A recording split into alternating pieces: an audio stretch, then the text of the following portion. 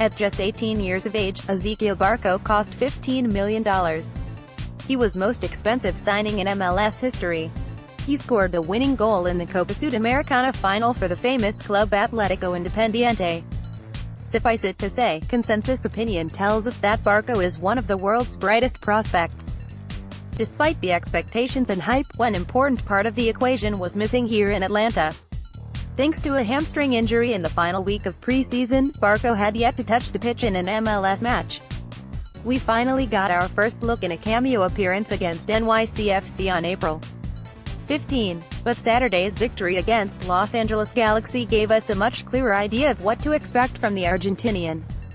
In LA, Tata Martino deployed the youngster in Atlanta's most fluid and creative position. And the young gun's impact was enormous over in 83 minutes, where Barco showed us exactly what the hoopla was all about. By the numbers, before we dive into the match itself, let's discuss how Barco was used on Saturday by Martino. Barco was deployed underneath striker Josef Martinez in Atlanta's 3-5-2 formation. Several weeks ago, we discussed the free role this position entails, which sees Martinez deployed as a traditional No.9 on the last defender, while the other striker is allowed the freedom to roam into space wherever he sees fit. The freedom afforded to this position usually gives us a good idea of a player's preferred individual game. Tito Villalba wanted to come deep into wide areas to beat fullbacks for pace. Miguel Almiron prefers to drift to his left, or even come all the way back into midfield to get the attack moving. But after one match of Barco, we saw that he is a quite different individual player from both, offering another type of option in attack. The numbers from Barco's first match may end up speaking volumes with respect to his play style. In his first start, Barco attempted 57 passes. Almiron averaged 38 passes in his two starts up top, while Villalba just 17, slightly skewed as he was subbed before the 65th minute in each start. This indicates not that Almiron or Villalba are poor passers, but more so that both prefer a more direct style of play to Barco when playing up front, especially Tito, looking to pass and move vertically and drive at defenders. Another number that gives us a better clue is dribbles per game.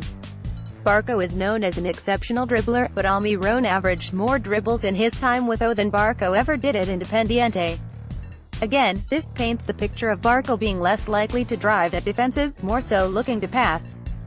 Also interesting is Barco's amount of key passes in his time at Independiente, that is, any pass that leads directly to a chance, which beats out Almiron despite the fact that the Paraguayan completed far more overall passes per game as Atlanta's central playmaker, while Barco was usually positioned at wide at Kai. Once again, this paints the picture of Barco as a patient playmaker, rather than the 100 miles per hour attack style of Almiron or Villalba. If this were not the case, he wouldn't be averaging so many key passes compared to overall passes completed. All stats from WhoScored.com, a different element in attack. Now, let's take a look at the film from Saturday, and view the different styles of play from Almiron and Barco up close. Just watch below and see how the two handle a virtually identical scenario on the attack. When Almiron receives the ball in that dangerous position wide left, he barrels down towards goal with a full head of steam, looking to play the quick 1-2 with Barco and get in behind. With Barco in a similar situation moments later, he elects to slow the play down and cut inside, switching a perfectly weighted ball to Julian Gressel. In each scenario, a dangerous opportunity is created, just in different ways. Let's not forget Barco makes a strikingly similar contribution for Josef Martinez' opening goal, making the decision to hold the play up around the box and find the incisive ball. Once again, Barco's uncanny ability to maintain possession in the area of the pitch where the defense is tightest is on full display. And also once again, it's a lovely switch of play to Gressel that creates the opportunity. Interchange with Miggy. Another positive was the immediate connection between Barco and Almiron, and how their different styles of play perfectly complemented each other, allowing them to seamlessly swap positions in attack. As discussed earlier, Almiron is a more direct player who wants to run at goal with or without the ball. With Barco's ability to hold up the play, Almiron is free to make forward runs like a striker, while Barco sits in behind as a No.10 might, looking to start the play with a pass to Miggy.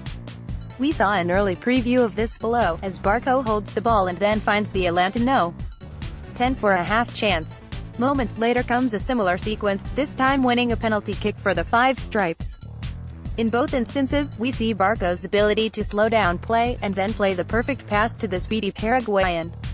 Watch in both clips as he doesn't rush the play despite a defender watching his every move, allowing the Paraguayan time to make his run and exploit the space. Simply put, this is a nightmare to defend, as opposing players must keep tight on Barco, who is likely to play the deadly pass at any time, while also staying aware of Almiron making the trailing run out of midfield, one of the hardest runs to track for any defense. It would seem the chemistry between these two is already scary good. And the duo have only played just over 100 MLS minutes together. The Barco effect. Martino wants his secondary striker to play with absolute freedom. And we saw Barco's approaching this freedom slightly differently than others who have played in the same position for Atlanta. While he does have the capabilities of an Almiron or Villalba with the ball at his feet, he also has the ability to slow the game down and pick out the perfect pass, something that isn't a strength of Almiron or Villalba's game, with both looking to play almost exclusively at a quicker pace. After just one match, Ezequiel Barco's imprint was obvious. The starlet created the first goal and numerous chances.